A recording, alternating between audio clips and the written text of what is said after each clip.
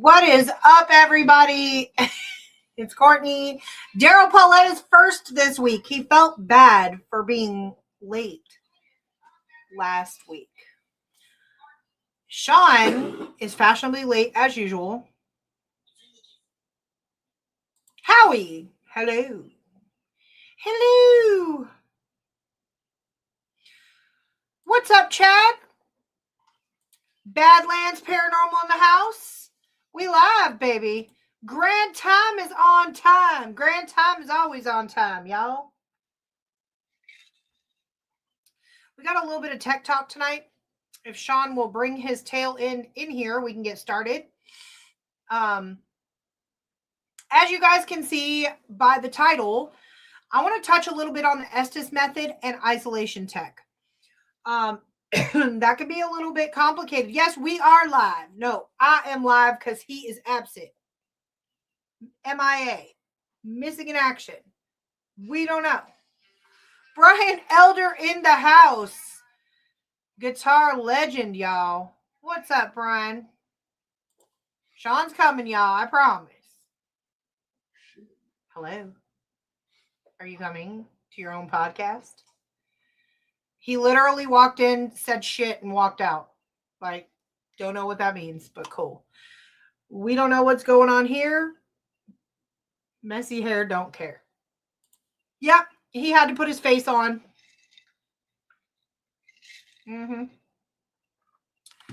He says, beauty takes time.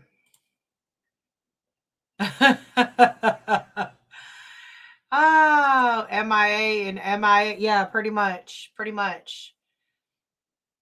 Yeah. Go ahead. Text his manager, Brian. Go ahead. I'm ready.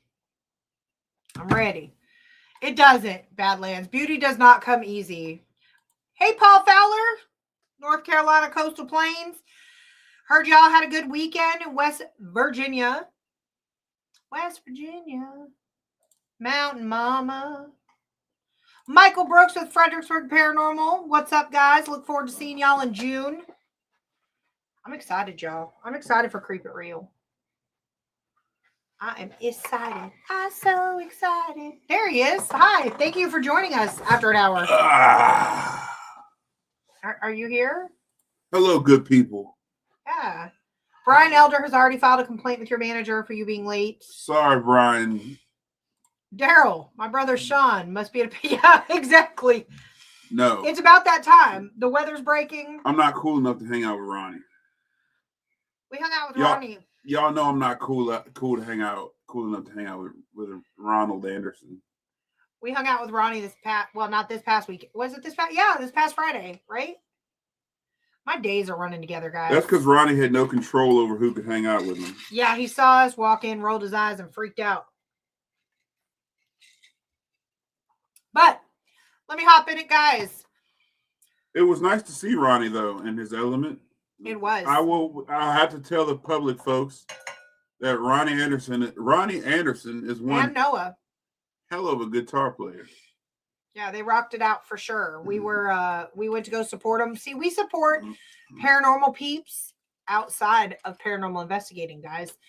What's up, Miss Becky with the bourbon pecan pie? Becky. So, yeah. So, what I did today, guys, is what we do every Tuesday is we look at each other and we say, what are we going to talk about tonight? I don't know. What are we going to talk about tonight?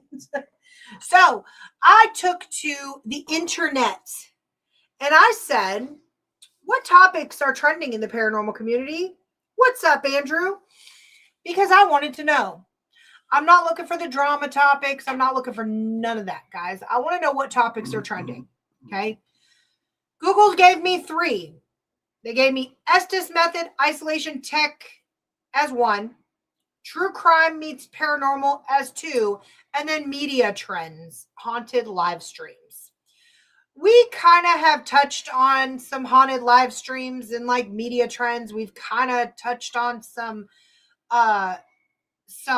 true crime meets paranormal, stuff like that. More often than not in the paranormal community, guys, we find ourselves like inadvertently in a location that involves true crime, right?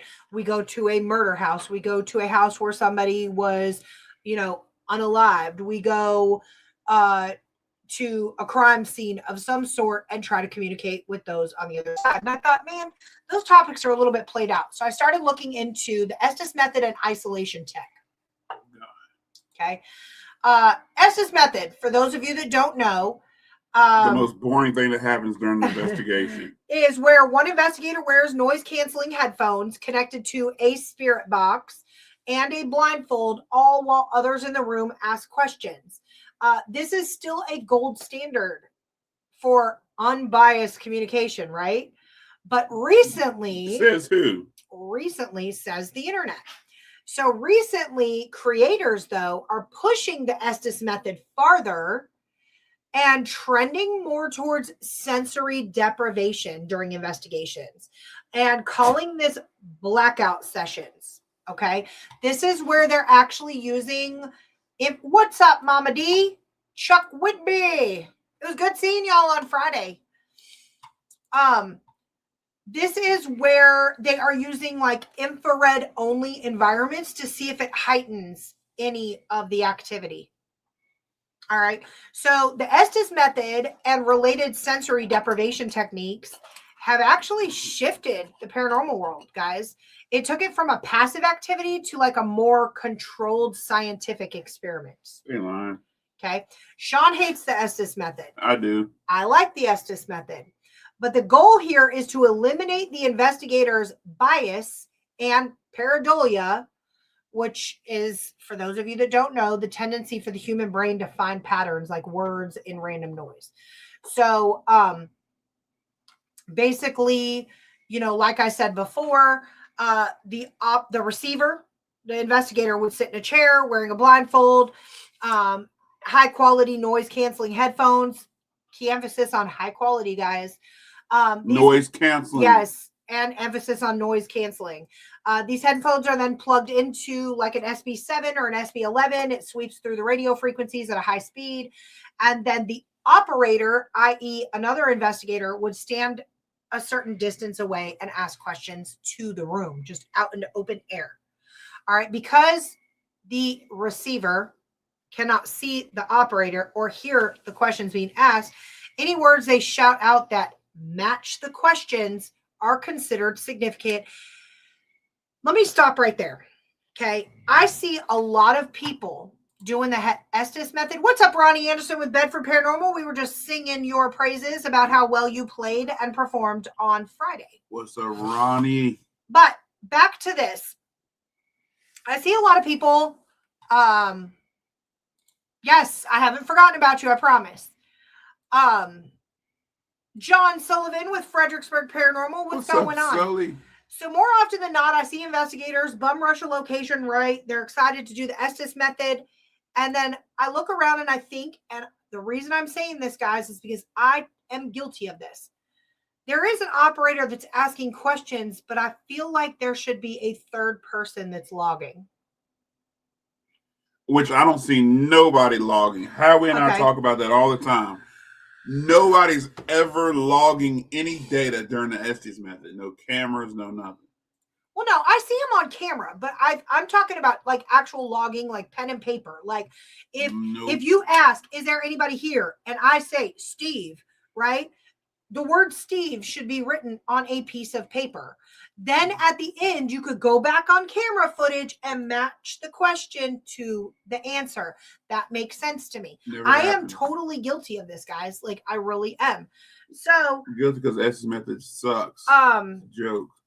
So again, if the operator asks, what is your job? And then the receiver immediately shouts blacksmith, it's viewed as a direct hit rather than just a lucky guess because, of course, they're wearing noise-canceling headphones, right? Keyword noise canceling. I'm going to keep saying that, too. So, beyond the basic Estes method, guys, investigators are trending and experimenting more with deeper levels of sensory isolation to see if it makes them, like, more receptive to environmental changes or, like, get more activity. So, of course, everybody has heard of the Gansfeld effect. I personally have never tried it because I feel like I would feel like a big giant bee sitting in the room, right? But basically it involves placing halved ping pong balls over the eyes, and then bathing the room in a solid color. All right. Most of the time, that color choice is red. This then creates a field of like uniform stimulation and causes the brain to hallucinate to fill the void. So investigators would use this to see if entities can manifest within those hallucinations. What are your thoughts on the Gansfeld effect? I've heard of that. So ping pong balls on my eyes. No, what? Here's my problem with the wording of that. You're using two words that kind of contradict each other. You're using the words Delco goggles, hallucinate, and entities manifest in hallucinations. I don't like those two words together. Let's try. Chad said he'll wear the ping pong balls. Let's try using just creating an environment where things can manifest. I don't like the word hallucinate, because if you're hallucinating, then things aren't really manifesting, in my opinion. Or are they? No. Why do you think no? Because if you're hallucinating, what's hallucinating? Seeing shit that ain't there. So if it's not there, then they're not manifesting. But how do we know that it's really not there? Because they're not there. If you're hallucinating, it's not there. But that's what I'm saying. Like, if they say that they saw a manifestation, how do we know that the operator is not seeing something that's there? Because hallucinating is a diagnosis at that point. So you're diagnosing the fact that they're not there. If you're creating an environment for them to manifest, then they're manifesting there. You're taking the hallucinating factor out of it. Okay. You're creating an environment for them to form. Now, here's where I like that theory is that, again, Howie Odell and I worked constantly on this theory, which is the light theory. Then if you go back to Vietnam era, the red light theory, which we're not going to talk about that tonight. I'm trying to tell you, Jeff. Jeff Martin, shout out. We're about to see you. Shout out NASCAR. Hey, Jeff, we were coming to watch you race this weekend, but some stuff got in the way. We are going to make it to a race, but those of y'all don't know who Jeff Martin is, check him out. We proudly are on the side of his car. Yep, Martin Motorsports, shout out. He races in Pulaski, right? Guys, if you're in that area, definitely go check him out. You might see yours truly, big sticker right on, slapped on the side of his race car. I love this. But Howie's disagreeing with you. He said the color is wrong. Or he's disagreeing with the statement, I guess. Yeah, I'm not sure what he's disagreeing with, but what I'm saying is, if we're creating an environment of manifestation and the color of what we've been working on and researching with, I'm all for trying different colors of environments. That's what Sean was just talking about, guys. It's the red lenses in the headsets during the Vietnam War, along with the turquoise blue stone that was used to create the goggles. So he is saying that IR and red color create a negative reaction, whereas blue has a proven mental stimulus and increases mental interaction. Yeah. So I'm kind of going to piggyback off of what you said. Yep. Pulaski County Motorsports Park. Yes, Jeff. This is going to be a good weekend. Yeah, Jeff. Thanks for not leaving me hanging this weekend. I need you. But some teams are also using dead rooms, for lack of better words, or portable soundproofing booths by removing all ambient environmental noises, traffic, wind, house creaks, floorboard creaks. They hope to capture Class A EVPs that would otherwise be drowned out by these environmental factors. So acoustic isolation is really trending right now. And then to what you and Howie were talking about, infrared isolation. So using blackout goggles or thermal imaging in a pitch black room instead of using flashlights, the investigator navigates solely through a digital screen. The theory is that by removing all visible light, the investigator may become more attuned to the feeling of a presence or cold spots or being touched, things like that. So the reason why these three things are trending, guys, is for credibility, psychological intensity, and repeatability. So it's much harder for skeptics to claim an investigator heard what they wanted to hear when the investigator literally can't hear you at all. if they're using noise canceling headphones. Okay. I want to reiterate that noise canceling headphones. That's And why they I don't have to like. be true. That's why I do not like this Estes method when I see people doing it, because people aren't using noise canceling headphones. They're using regular headphones and just cutting the volume up. This is true. So the psychological intensity, guys, these methods are physically and mentally taxing. Anybody that's ever been under an Estes method, it is mentally draining. You come out of that drained.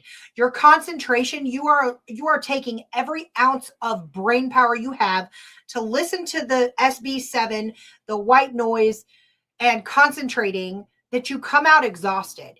You're creating a high stakes environment that makes for compelling content for sure, but whether for a private investigation or a digital audience is what the question is. Okay. So because the rules of the Estes method are consistent, different teams can utilize different methods, and then compare the results from the same exact location using the same exact parameters. And that is what our field, I feel, is lacking right now. We are really lacking communication, right? So if I go, and I'll catch up on comments in a second. Let's see. Actually, I'll do that really quick. Sean, the other day, there was definitely some communication trying to connect. So what Mom's talking about is just I stopped by Mom's house for Mother's Day to drop her gifts off. And when you had walked out already, and I had just so happened to have the old recorder. Just so happened to have the old I recorder. almost washed it, by the way. I'm gonna need you to empty your pocket.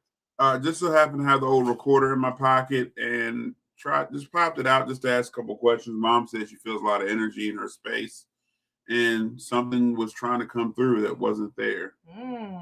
So yes, definitely something was trying to connect to Mom's house. What's up, Emily? What's up? Emily. Michelle Wilfong with the Haunted Apartments. Shout out to Michelle. Howie said this is called the Quiet Room in Masonic Rites. All right. Chad said isolation rooms have mirrors too, don't they? Or am I thinking of something else? So I think might be thinking of something else. Some isolation rooms can have mirrors, I reckon, but the whole purpose is to isolate. So you shouldn't be able to see the mirrors. So yeah, and then everybody's just kind of saying hey to everybody. Cool.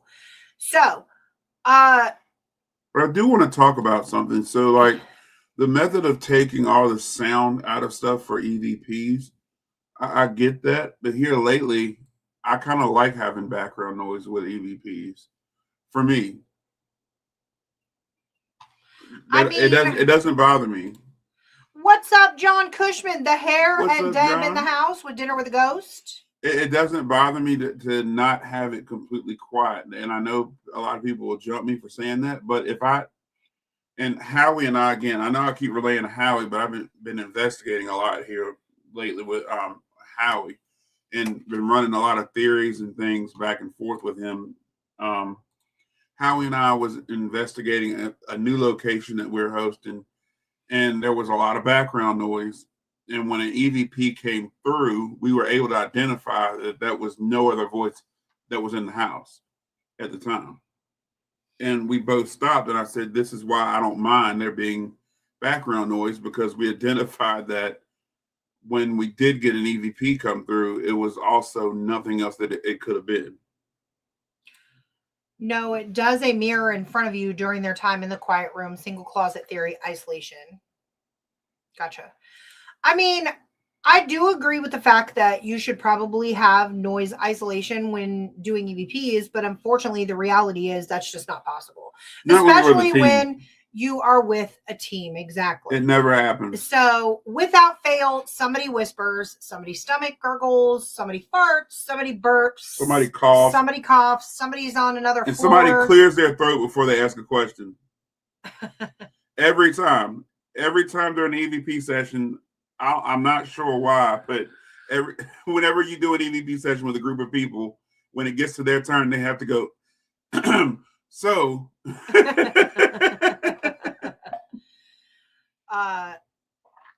I mean, I see that. But if you're by yourself and you are in a high traffic area, like we have a location right now that is high traffic, imagine if we were able to rather isolate you in like a sound booth, so to speak, I've been there before. and then see what kind of evidence you would get. One of our locations, guys, is very heavy traffic outside. Like first time we ever investigated it, Sean looked at me and he said, "Yeah, I will not be doing EVPs here. Like it's just not going to happen." Ronnie said the pioneers of the field and the original ITC people used the white noise for communication, which is essentially the SB7, guys, except for the fact that you do have contaminants of the radio, depending on if you're operating in FM or AM. Jeff said the background noise seemed to get the one at Cedar Creek talking to us. Yeah. It's true. Yeah, so what he's talking about, y'all, is Jeff Martin is a fellow reenactor with us in the 24th Virginia New River Rifles. And we were on the battle. Let's get it right, guys. We just so happened to be investigating at one location. Might have been the nighttime. Might have been after hours while we got done battling. And this was a historic battlefield. I'm sure there was plenty of death there. And battlefield commands were given out while the SB7 was running. The crazy part was there were things responding. Damn, Ronnie. There were things responding back to us in reference to those battlefield commands. And again, it was a lot of background noise with that. So now I want to touch on Ronnie's comment for a second. He said AM scam backwards on an SB11.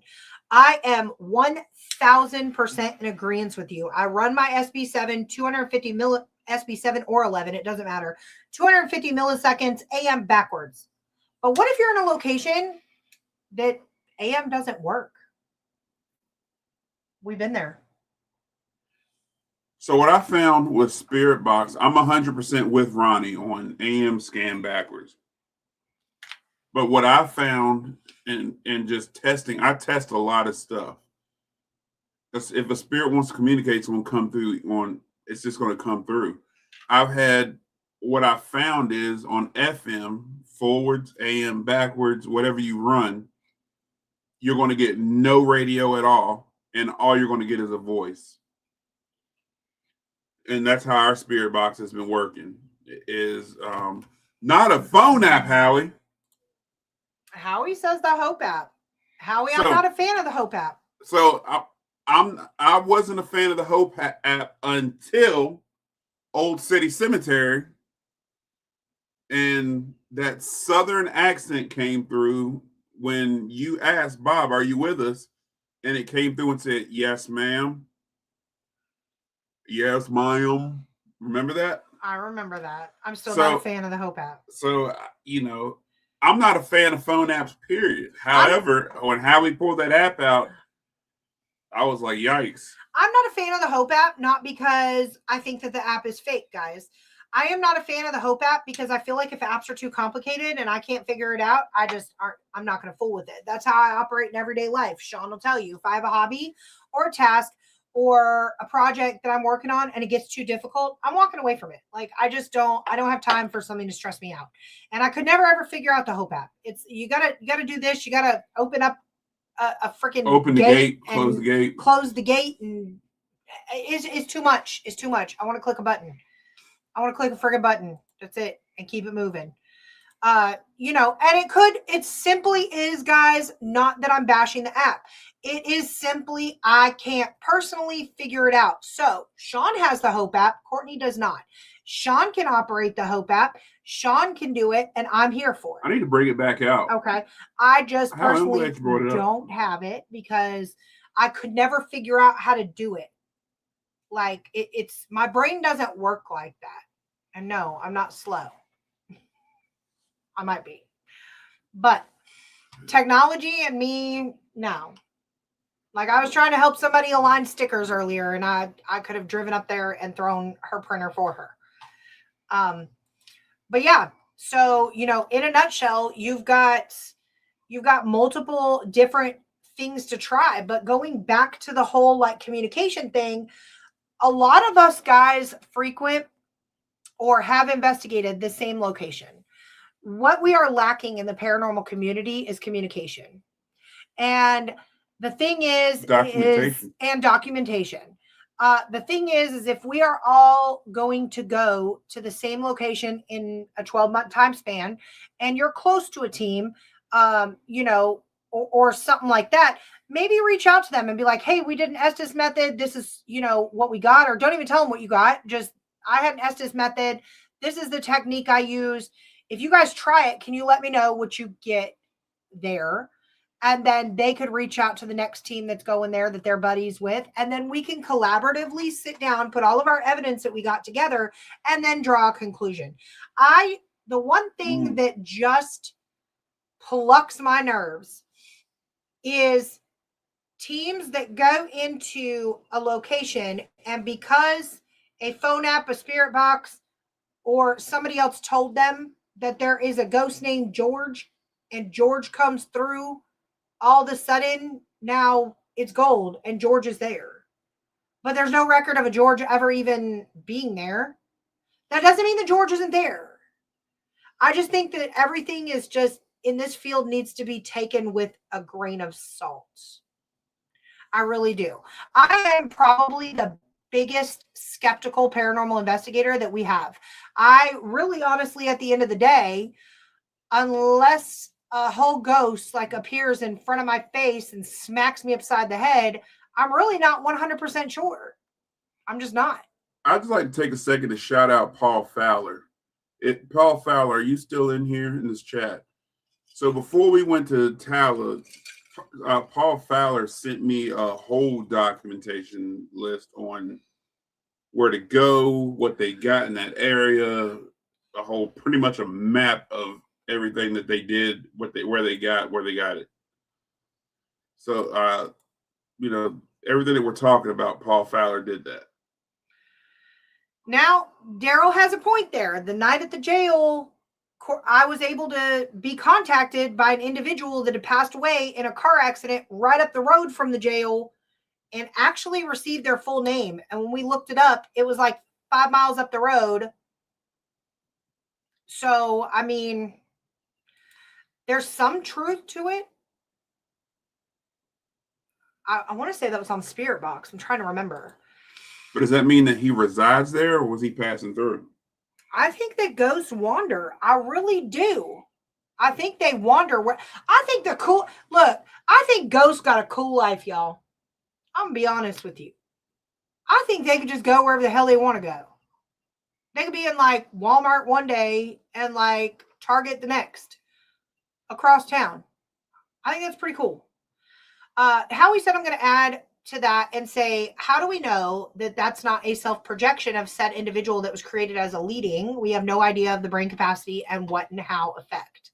Paul Fowler is there. He said he did. Michelle said ghosts and spirits can show up in many forms. This is true. I've seen them flash with different colors. I've also seen spirits that are black blobs that creep up the wall. I'm going to need you to slap them black blob. What? Say that 10 times fast. Black blob. Black blobs. Ronnie, I'm a big skeptic, but I don't practice the white paper method either. And that's fine. You don't have to. But if you are actually there for a research purpose, or you are really behind gathering scientific data, I have never, ever heard of a scientist that gathered data and didn't have it written down somewhere. So, I mean, to each his own, for sure.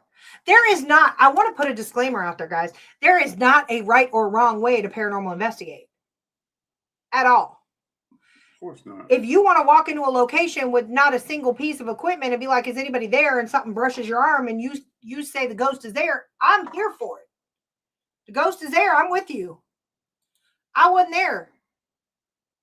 Yeah, Michelle, that would creep me out too. You don't need equipment to investigate. No. It just makes it more exciting. And Michelle, that's a question that I often wonder myself too. But I do want to kind of jump over to another topic that is also trending right now, guys. Anybody who's ever investigated with me knows before I walk into a location, it is a thing I do. I don't know why I do it. It's a thing I do. But I walk in and I go, I knock 3 times on the door. I open the door and I say, hello. That's how I enter every location. If you have ever investigated with me, you will absolutely know that I knock on a door 3 times and then enter. Hold on, I'm going to get to Daryl's comment. I think they saw it was an opportunity to communicate, and they used the time to talk to Courtney that night. It was like a neon sign, communicate here. Ghosts are my friends.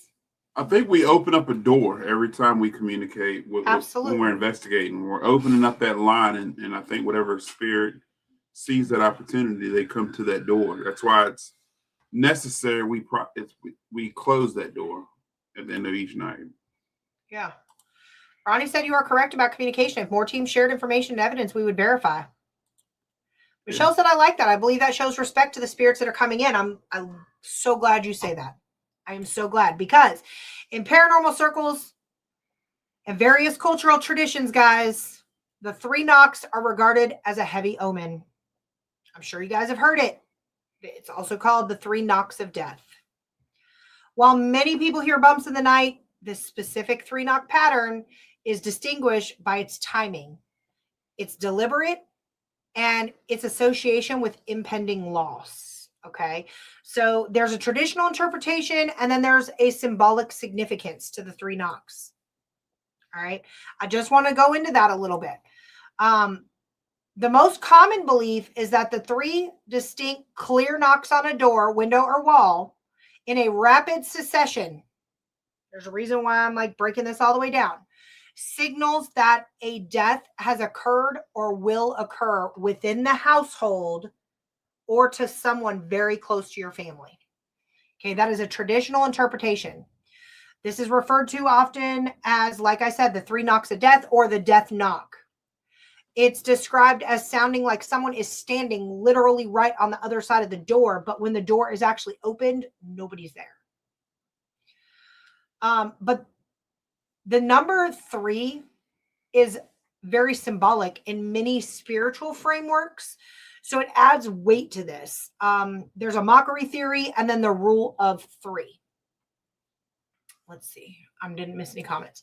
All right, so in the D word, guys, you love it, the demonology, it's suggested that 3 knocks are a mockery of the Holy Trinity, the Father, Son, and the Holy Spirit. In this context, the knocks are viewed less as a warning and more of like a sign of a malevolent presence or an inhuman entity marking its territory. I don't know how I feel about that, guys. I'm a little bit up in the air with the mockery theory. What do you think about the mockery theory?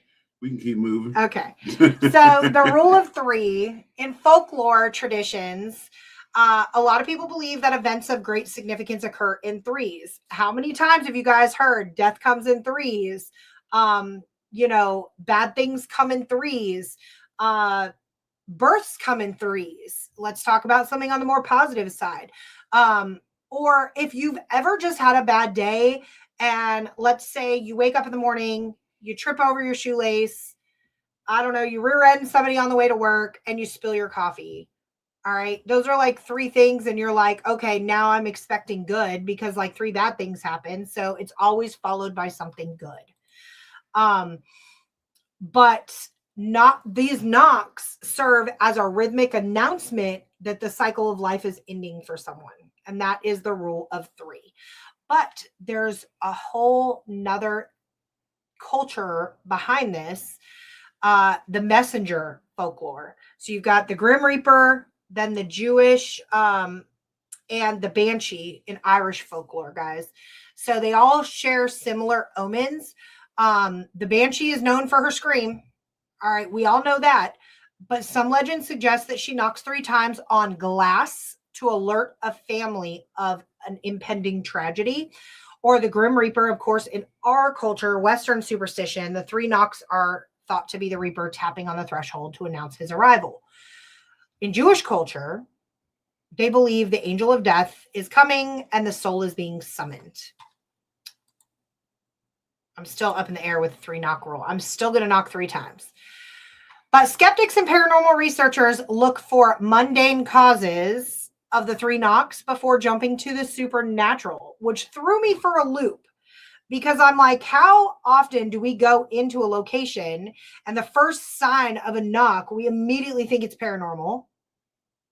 But it's actually becoming more and more of a trend that you're looking for a natural cause as opposed to just assuming that the Grim Reaper is coming to the location where you're at and only you're at and knocking 3 times to let you know that something bad is about to happen. So the thing is that we need to take into account, guys, is expansion and contraction as far as the natural causes, pareidolia, and then animals. All right. So rapid temperature changes will cause a house wooden frame and floorboards to or creak, pipes to creak, pop, things like that. A lot of the time, a pipe or a creaky house will create a rhythmic pattern.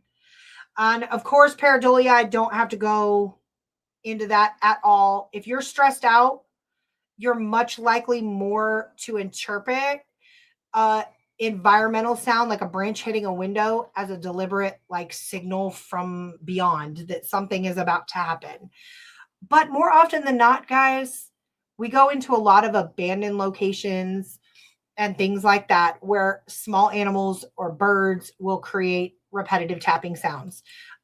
Sean and I, Ronnie said, who in here leaves the location when hearing the 3 knocks? Who has heard the 3 knocks? I'm glad you asked that. But before I get to that, Sean and I were investigating Tala, and we were already told about bats and other natural things. We get up to one of the floors, and Sean swears, he'll swear by this, he'll stand by this. He thought we were there with 17 other people, guys. He really thought that another couple snuck off to do the nasty. He really thought that.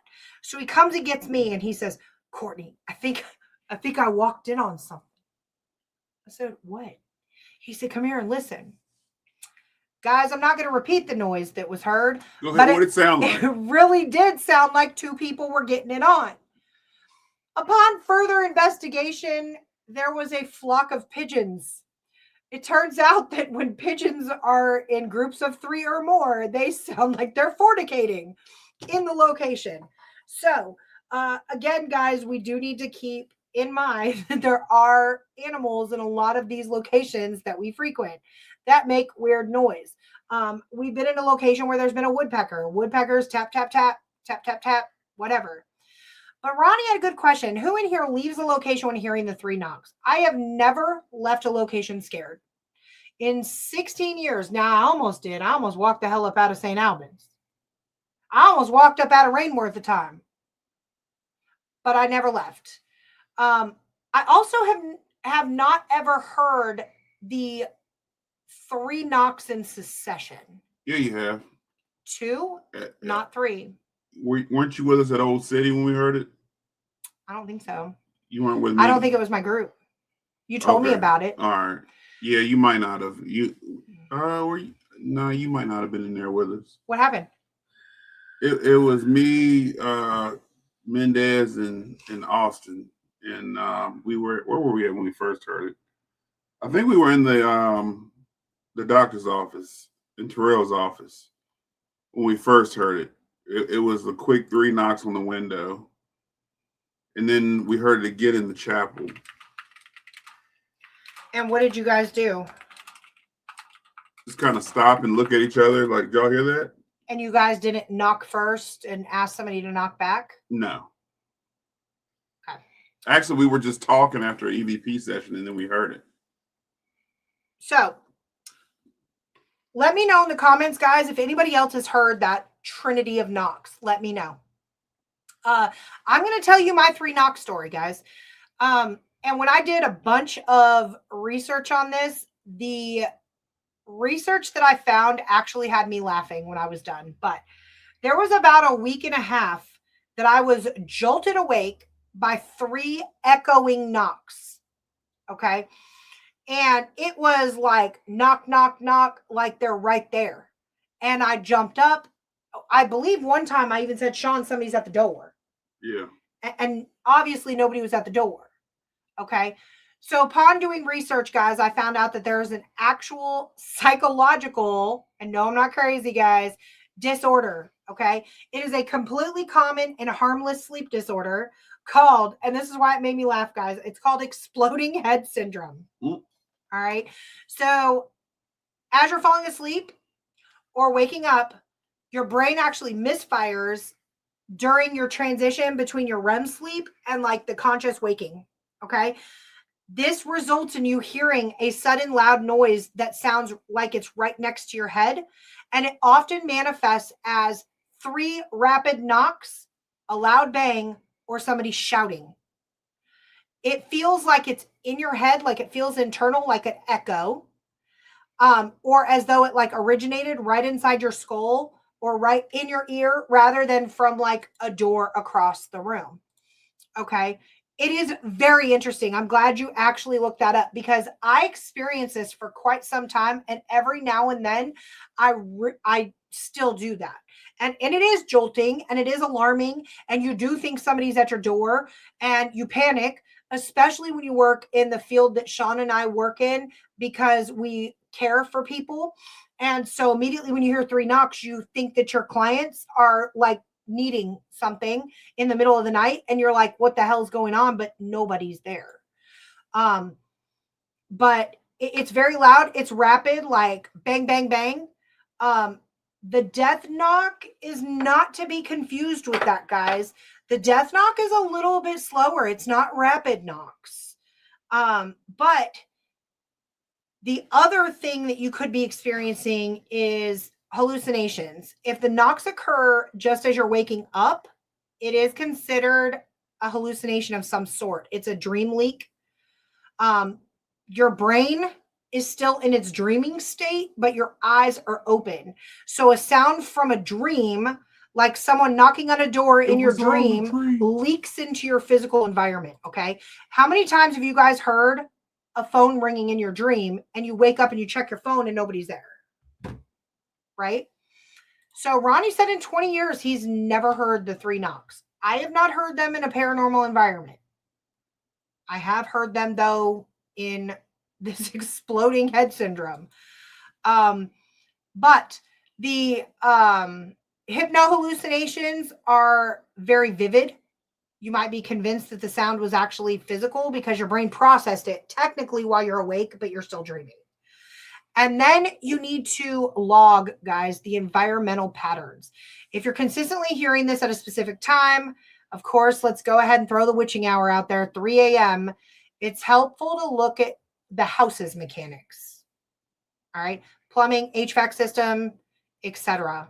If you are aware of the 3 knocks, the 3 death knocks, and all the folklore that goes behind it, your brain naturally will group your random house noises into a pattern of 3 as a way to make sense of the sound while you're in a groggy state.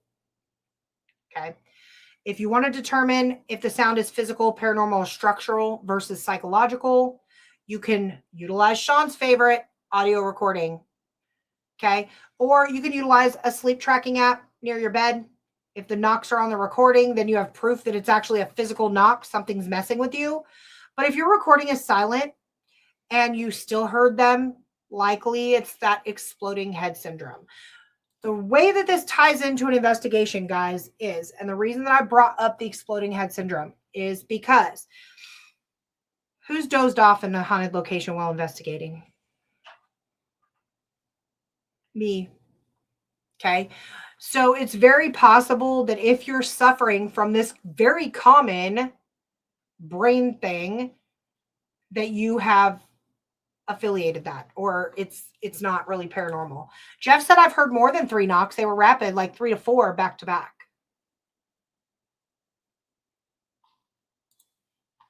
So Jeff had some interesting stuff in his house that I'm gonna go to Jeff's house and investigate. He's like hell you are. But you can also do a vibration check, guys. Physical knocks usually come with a slight vibration. If you feel your headboard or the wall vibrate along with the sound, then chances are it's a physical event. You can look for external factors, a loose shutter, a branch hitting the siding, a woodpecker, a squirrel might be active near your bedroom wall. We recently stayed in a haunted place in Kentucky, and there were birds in the wall. And all night long and all day long, tweet, tweet, tweet. Rockin' Robin. Until we stayed in that mansion. Till we stayed in the mansion. Yeah, that was pretty wild. Yes. There was a tapping that just would not stop until we asked it to stop. And then it stopped right after we asked it to. This is true. This is true. That was not the death knocks though, or the the mockery of the Holy Trinity or anything. This was like a constant tap, tap, tap, tap, tap, to the point where I thought it was water dripping, but there was no water dripping. And Sean, I tried to ask whatever it was to stop it. And the best way I could describe it, guys, let's see if I can get the mic. All right. You would obviously think that's water dripping in the sink. There was no water dripping in the sink. And after I cussed out whatever it was, I then took to Sean. I said, I'm going to need you to tell your ghost friend to shut up so I can go to sleep. So Sean, in the dad voice is what I like to call it, says, hey, whoever's in here, I'm going to need you to keep it down. We're trying to get some sleep. You can commence to making noise after we fall asleep. And the noise stopped. I woke up the next morning, took a shower, and as I was getting dressed, it started again. And I was like, I mean, at least it listened. Daryl said he was lucky enough to hear it one time, the 3 knocks. He was at Old South Pittsburgh in the maintenance shop. We are headed to Old South Pittsburgh this year, guys. So we'll have to go to the maintenance shop. I'm here for all that.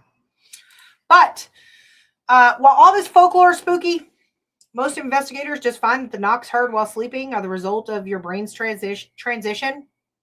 And if there's no other activity in your house and you feel safe, it's likely just a one-off neurological glitch, guys. So, I mean, definitely check your environment. That's another thing that I think that a lot of us fail to do, when our senses are heightened and we're investigating and we hear a bang.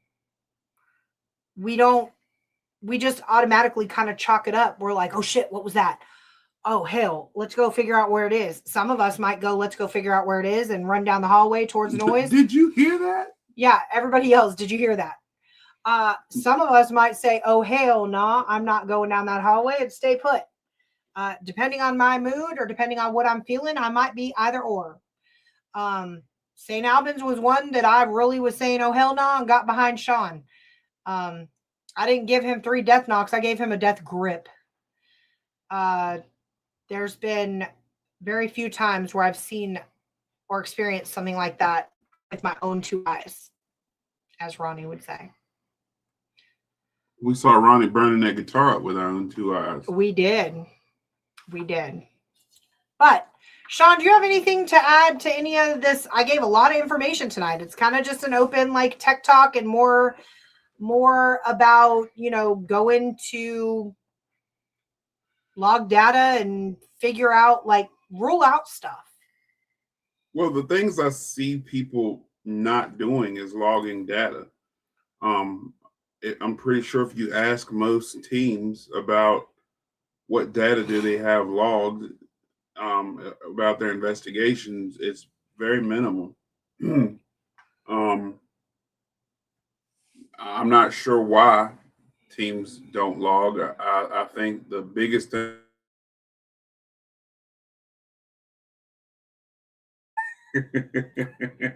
There you go, Shauna. Look at your little emoji. She didn't give you the one with the mustache. Chris gives you the one with the mustache. I think that does look like you. The modern day paranormal investigation is let's get together and go walk around the haunted location and see what we get and leave until we go to the next one. That's the biggest thing that we do now. I can't see shit now. Put on your other glasses.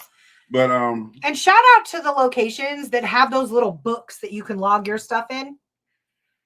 I think those are imperative. I know Doss House is one of them. Rainworth is one of them. How many have you ever gone back on any of those books? I have. I've gone back on our book that we have.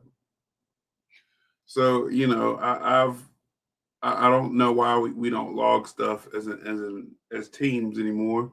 I don't know why teams don't share their finds with each other. There should be a community of what people find, but that's the biggest thing that this field is lacking is the amount of communication between teams. Like I said, I had to shout out Paul Fowler because I didn't even ask him several months before we went to Tala. He sent me a whole book on what he found, where to go, and different things like that. And I didn't even ask for it; he just did it. I love that. And that's something that this field is lacking, and that we should be doing more of. And that's something that I need to include myself. This is not stuff I'm pointing the finger at right now. This is something as a whole, including me. I need to hold myself accountable as well. We got Facebook pages for everything. Why don't you create a Facebook page for evidence sharing? Because here's the second problem with the field: how many teams would actually get on there and do that? For some reason, in the paranormal world, if they have the holy grail of evidence, it's like it's mine. I have it, and you can't have it or know where I got it. I literally seen. This isn't a fishing spot. That's how people treat it. I've seen this firsthand. Now y'all ain't gonna get a good honey hole out of us. And that ain't gonna happen here. I've seen that. I've seen that in the paranormal world, and that's one thing that we have to change in the paranormal world. Is that for some reason, if somebody has something, instead of sharing it, just like we had a guest on here one time. Back then, I would never call it out, but I will now, and I would say his name if I could remember it, but I can't. But he had this bomb ass piece of equipment that was cool that he came out with, and the minute I asked him about where can we get it, he's like, "Oh well, we're not. That's under wraps." And I'm like, "What the hell did you spend an hour of our time talking about it for?" Like, had I been the same person I am now then, and where we are with paranormal, I would have said that. I should have. I think about it every day. Like, I should have been like, then why are you on here talking about it if you're not going to tell everybody where to find it? But and then when I was reading a lot of stuff you said, I feel like the health world comes out. There you go, Ronnie. That's exactly who it is. This is why I love Ronnie. Yeah, I couldn't remember. Tony Rathman. He came out with he had this great piece of equipment out here. And how do you remember that? And those y'all can hate me for saying this, but he came out with this great piece of equipment. But the minute we asked, where do you get it from? He's like, oh, that's gatekeeping. Gatekeeping is for and this losers. This is not me bashing anybody or dissing anybody, but this is a problem in this field that we have. There's people who literally have things, but in this field, it's like hush. Any piece of equipment that I have or come out with or created or done something with or any type of knowledge, it's a phone call away. You can have it. Brian, type your question, hon. It's that easy. It's any knowledge I have, any location that I go to, unless the location owner has asked me not to repeat it or say it, it's yours. There is no secret that I have. If I come up with a device that can manifest the spirit right in front of you, that one I might sell. That one I might have to sell because nobody will have that. But if there's something I'm making or have or can produce that will help grow the paranormal field, I would give it out. But the thing is with the medical field, they will diagnose anything. The 3 knock thing, exploding head syndrome, was the most ridiculous thing I've ever heard. But it's a real, that's science-backed, medical diagnosis. And what is science? Science is a theory. I know science is a theory. I knew you were going there. You knew I was going there. All right, Brian Elder said, you may have covered this, but Coast to Coast AM radio show had psychic mediums saying they know where Nancy Guthrie is. But law enforcement don't take it seriously. It's worked before, so why wouldn't they try it at this point? They claim to feel her presence. Brian, I'm going to say what I want to say. That's a good question, That is a good question. I'm going to say my opinion. Let's shout out Brian Elder for the... I'm going to say my opinion, and then I'm going to let you say yours. My opinion for why they aren't taking psychic mediums seriously, Brian, is because there is so many self-proclaimed psychic mediums that have given actual psychic mediums a bad name. He's trying to hit me. That's why. So it's kind of like The Boy Who Cried Wolf, right? he kept telling everybody the wolf is coming, the wolf is coming, and every time they went, like no wolf was there. And then the one time the wolf was actually there, nobody believed him because he cried wolf so many times. There's so many people out there that take advantage of people that are grieving, people that are, you know, looking for just that one more link to a lost loved one, and they're doing it for money. They're doing it for notoriety. They're doing it for fame, content, whatever you want to call it. And it's like, why? Why? Do you truly want to help somebody? So I think that's why the police aren't taking it seriously. If I was a cop personally and I had a psychic medium come to me and say, like, you know, oh, I feel her presence. I can tell you she's, you know, over by the lake on the northwest side under a rock. My curiosity would get the best of me and I would 10 out of 10 go look, but that's just solely out of curiosity. Why do you think that the police aren't taking it seriously? I think that everything I was going to say, you pretty much took the words right out of my mouth. Sorry. The psychic mediums in this field, Jesus Christ, that's a topic for a whole nother episode. And I think most people in this chat is right along with me on that.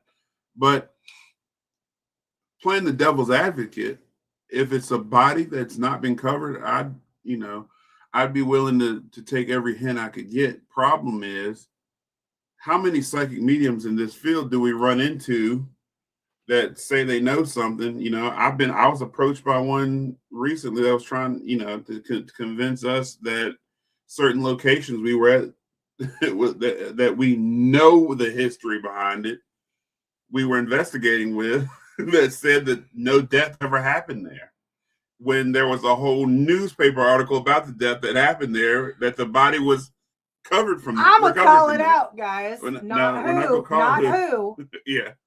But what? We took a random psychic medium with us, guys, into the cabin on the 360 that said there was no crime that was ever committed there. Nothing tragic ever happened there. Just a little old lady passed away in a rocking chair. Yeah. So, I mean, when it comes to that, the police would probably be literally chasing their tail around in a circle, over and over. I know that.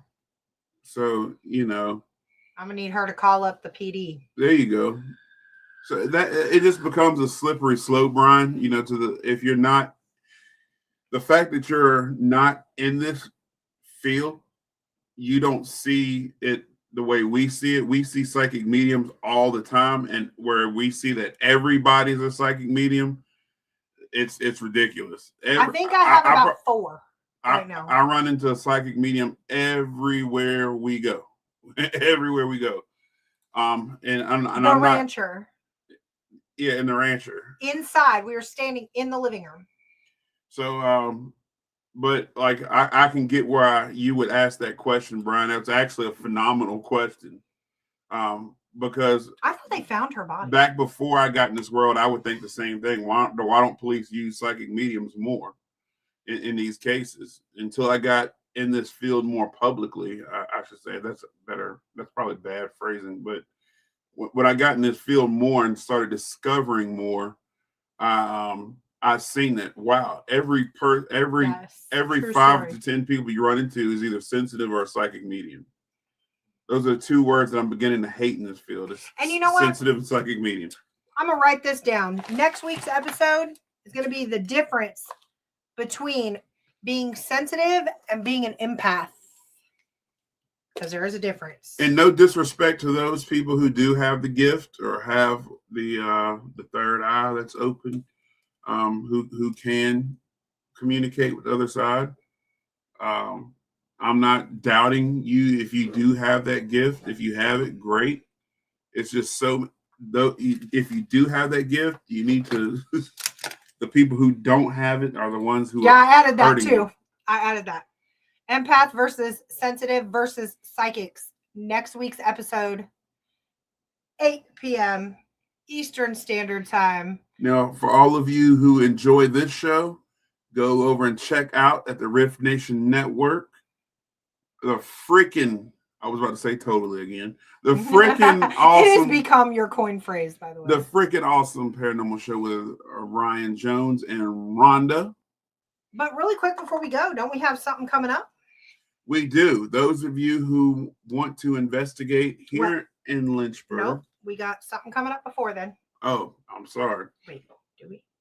Yes. That is first. Paranormal 101 with yours truly, me and Courtney, or Courtney and I, at the Sandusky here in Lynchburg. We will be talking about everything Paranormal 101, basically starting from scratch. What to use when you're just getting started, or if you just have questions. If you want to, this is your chance to question us about our experience, what we've done, or get everything from getting started in the field to being a seasoned investigator.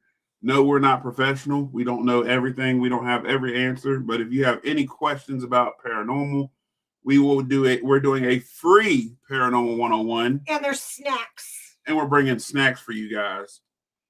So if you're interested, it is June. It is May 28th at 7:30. She pointed to the calendar and it said because June. I was moving on to the yeah, next I'm one. scripted here. Y'all, I'm completely scripted because this head right here can't remember. I have calendars. Yeah. So, yes, May 28th, 7 p.m. Eastern Standard Time. Free, open to the public, guys, in the conference room. That means anybody can just show up. You can pull up. Pull up. Pull up. As y'all young folks like I am bringing cookies and other snacks, guys. There's snacks, free snacks. Who doesn't want to come for free snacks? But then after that, we have the Sandusky House investigation. So if you are interested in a public investigation at Sandusky, tickets are just $35, y'all. Yep. But we have limited slots available because we're not the greedy folks that like to overpack locations. So there are very limited slots available. But that will be June the 5th. Yep. Is that right? June the 5th. 2 time slots, guys. 2 time slots. 8 p.m. and 10:30 p.m. Our event is posted on Facebook. Hop on over, click on the ticket link, purchase your tickets. It sells out quick, guys. So grab your tickets. But then following that, we also have another Follow your investigation. weekends. Never before investigated location that we are aware of, unless y'all snuck in there or did it before anybody knows about it. We have a brand new location, which is the Miller Clater home. And ticket link is coming soon, guys. Spots for that is also limited. Those of y'all who don't know about the Miller Clater house, it is Lynchburg's 4th house that was built in 1791 or 4. Is it 1 or 91. 4? 91. See, I got too many dates to remember, y'all. 1808, 1810, 1791, 18 this. So 1791, very old house. We'll be talking about that more on another show. But that investigation's coming up too. So y'all, we got a lot of stuff coming up for the public. We're bringing investigations here to Lynchburg, y'all. Yep. Central VA, be prepared. Yes, it's coming. And we have tested the house out. We've been investigating it. We've come up with some pretty good stuff here lately. We got one more team coming in there because we want to be sure. Yeah, we got one more team that's coming in there to check it out. And we about to be live, baby. Yeah. Yeah. So until next Tuesday, guys, I'm going to give you a call tomorrow. I got a question for you. We'll call them tonight. No, I'm just kidding. Yeah. Yes, close to home, Paul. So stay tuned. Keep a watch on our socials, guys. It will be all posted. Ticket link is coming soon. Hopefully by early next week, ticket link will be posted for Miller Clater. And until next Tuesday, I'm Courtney. I'm Sean. And we'll see you guys on the other side.